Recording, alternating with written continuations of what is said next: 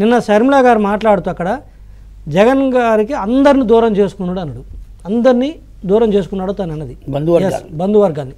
నీ ఇంట్లో నీ రక్త సంబంధికులు నీతో లేనప్పుడు నీకు ఎక్కడో రెడ్డి నీకు ఎక్కడెందుకు వస్తాడు, ఎక్కడో క్రిస్టియన్ నీకు ఎందుకు వస్తాడు, ఎక్కడో ముస్లిం నీకు ఎందుకు వస్తాడు? ఎందుకు చెప్తున్నట్టు ఇది ఇవన్నీ కూడా ఎప్పుడంటే వెంకటకృష్ణ గారు టర్మ్స్ బాగున్నప్పుడు, అంటే నువ్వు నచ్చితే నీ పద్ధతి బాగుంటే నీకు రెడ్డి ఏంటి, నీకు మొన్న కమ్మ వాళ్ళు 40% ఓట్లేశారు కృష్ణా జిల్లాలో. నువ్వు ఎంత అసహించుకుంటున్నా కూడా ఆ రోజు కూడా వాళ్ళ మీద విషయం కక్కుతున్నా కూడా ఒకటి. రెండోది యువకుడు కదా, ఏదో పరిపాలన బాగా చేస్తాడు, రాజశేఖర రెడ్డి మీద మరి వేసారు కదా. మరి అంటే ఒకసారి నచ్చితే పద్ధతిగా ఉంటారనుకుంటే వేస్తారు, పద్ధతి తప్పితే ఈరోజు రెడ్డి సామాజిక వర్గం నేను చెప్తున్నాను 70% దూరం అయ్యారు. అయితే బయటపడట్లేదు. ఇంటర్నల్గా మాకు ఫోన్స్ మాట్లాడితే తెలుస్తుంది. ఈ రోజుకి మొన్నటిదాకా కొంత తక్కువ ఉంది. ఎక్కడున్నారు ఈరోజు ముస్లిమ్స్? ఏదో మీద బీజేపీతో కలిసాం కాబట్టి వెళ్ళిపోతున్నట్టు. బీజేపీతో ఇందాక షుబ్లీ గారు పర్ఫెక్ట్గా చెప్పారు. 2014-19 మేము బీజేపీతో కలిసి ఉన్నప్పుడే వాళ్ళ హక్కులను పరిరక్షించాము. బీజేపీ మా మీద ఎటువంటి ఒత్తిడి పెట్టలేదు. మేము బయటకు వచ్చేంత వరకు కూడా మీరు ముస్లిమ్స్ని ఇబ్బంది పెట్టండి, వారికి ఇచ్చిన రిజర్వేషన్లు తీసేయండి, మీరు మాతో ఉండి మీరు రంజాన్ తోఫా ఎట్లా ఇస్తారు, వాళ్ళకు స్పెషల్ స్కీమ్స్ ఎట్లా మీరు డిజైన్ చేస్తారని ఏ రోజు బీజేపీ మా మీద ఒత్తిడి పెట్టలేదే. మేము వాళ్ళ ప్రాపకం కోసమని కూడా మేము ఎక్కడ ఒక్క స్కీమ్ను కూడా తీసేయలేదే. నీ మాదిరి అడ్డగోళ్ళు పనులు మేము చేయలేదు. ఈరోజు నువ్వు కాకు మద్దతు ఇచ్చి వచ్చిన పార్లమెంట్లో అన్కండిషనల్గా మద్దతు ఇచ్చి వచ్చి ఈరోజు అది ఇంప్లిమెంట్ అవ్వడానికి కారణం నువ్వు. ఈరోజు వచ్చేసరికి నువ్వు ఏపీలో మళ్ళీ ప్రచారం చేస్తున్నావు.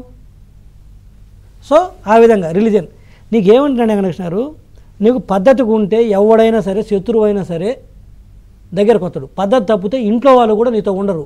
అదే ఈరోజు బెస్ట్ ఎగ్జాంపుల్. ఈరోజు నీతోటి ఎవరున్నారు చెప్పు? నీ ఇంట్లో వాళ్ళు ఉన్నారా?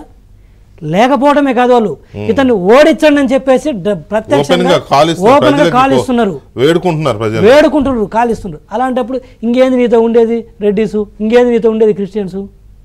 ఇదొక ఆస్పెక్ట్. రెండోది వచ్చేసి వెంకటకృష్ణ గారు, మొన్న టీడీపీకి అంత వేవ్లో కూడా మాకు 40% ఓటింగ్ వచ్చింది. రాజకీయాలు అందరూ 1+1 స్టాటిస్టిక్స్ 2 కాదంటారు, కరెక్టే, కానీ అన్ని సందర్భాల్లో కాదు.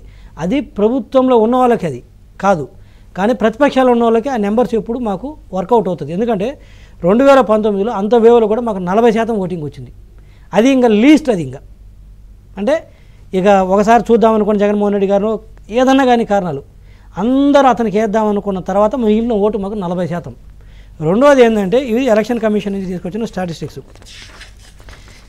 68 నియోజకవర్గాలు వెంకటకృష్ణ గారు 10,628 ఓట్లతో టీడీపీ ఓడిపోయింది. 68 నియోజకవర్గాలు, 23 మేము గెలిస్తే 68 నియోజకవర్గాల్లో ఓన్లీ టీడీపీ. దీంట్లో మళ్ళీ జనసేన ఓటు యాడ్ చేస్తే 68 నియోజకవర్గాల్లో ఓడిపోయిన ఓట్ల తేడా మొత్తం కలిపితే 10,600 యావరేజ్. అంటే నియోజకవర్గానికి అంటే 300, 200, 400 అలా కలిపి. అంటే ఇప్పుడు ఉదాహరణకి విజయవాడ సెంట్రల్ 25, తిరుపతి 708, పొన్నూరు 1112, నెల్లూరు సిటీ 1988 ఓట్లు, తణుకు 2190, అందుకే చాలా 2700. అందుకే చాలా చోట్ల ఎలక్షన్ అయినప్పుడు ఏంటి ఇంత అంటే ఓటమి గెలుపు సహజంగానే మరి 23 రావడం ఏంటని ఆరాధిస్తే చాలా మంది అదేనబ్బా మేము టీడీపీకి ఓటేసాం కదా ఓడిపోయిందని అనేవాళ్ళు. 68 నియోజకవర్గాల్లో 10,600 యావరేజ్ ఓటు. అంటే ఇప్పుడు ఒక 5,000-6,000 ఓట్లు ఇటు వచ్చినాయంటే 68 అయిపోతుంది. 5,500 చాలు, జస్ట్ హయ్యర్ సైడ్ చెబుతున్నాను. అంటే మొన్న 68 ప్లస్ ఒక 23 కలిపితే 91. అంటే ఆ రోజు ఒక 5,000 ఓట్లు ఇటుకైనా పడి ఉంటే ఆ రోజే మా గవర్నమెంట్ వచ్చింది. ఏది ఇక నేను జనసేన బీజేపీ ఇప్పుడు కూటమిలోకి యాడ్ అయిన తర్వాత వాళ్ళ ఓట్లు ఈ 5,000-6,000 ఓట్లు కూడా ఆ రోజు మాకు పడకుండా పోవడానికి కారణం కోడికత్తి, వివేకానంద రెడ్డి. ఆ 2 సబ్జెక్ట్ ఒక ఛాన్స్ సపరేట్. కోడికత్తి సార్, కోడికత్తి వివేకానంద రెడ్డి గారి హత్య లేకపోతే నియోజకవర్గానికి మాకు